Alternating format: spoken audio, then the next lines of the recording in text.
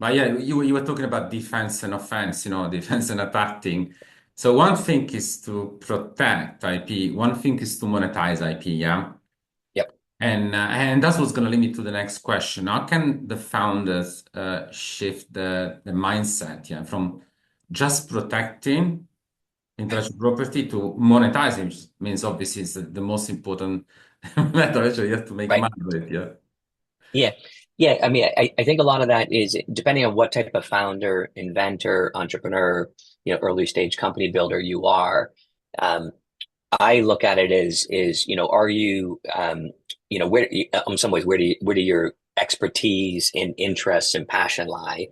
And if you're someone that likes to bring the company from a concept to, meticulously visualized and maybe all the way through, seed funding, that first set of customers, and then you're looking, so you get proof of concept around it, that there is a market, there is demand, people will pay for it. And then you want to, partner with a bigger organization or sell it in as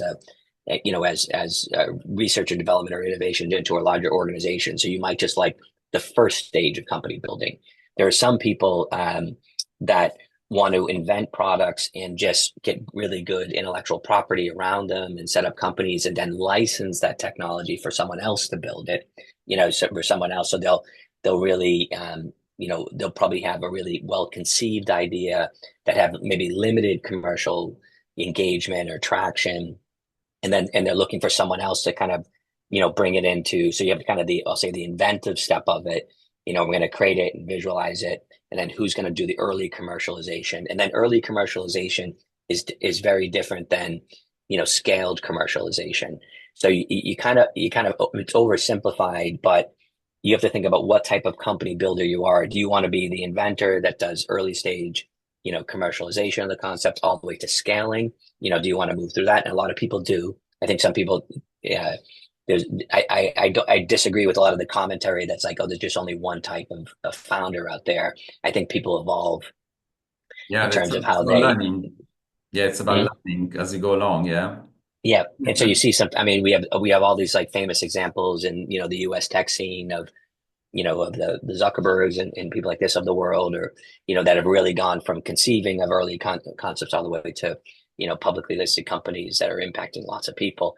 So, and then there's some people that really, they just want to stay in that inventive stage. And then there's some people that really are really good at you'll find that some founders are very good salespeople. And so they're so passionate, as you're saying, about the product, that they're the best people to sit in front of it, because they're just going to walk into the room with energy and enthusiasm.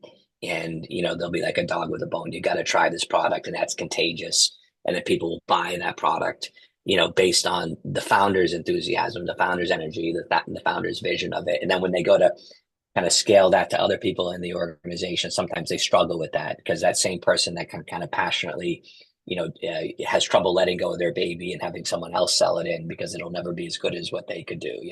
And so there's kind of an evolving process around that.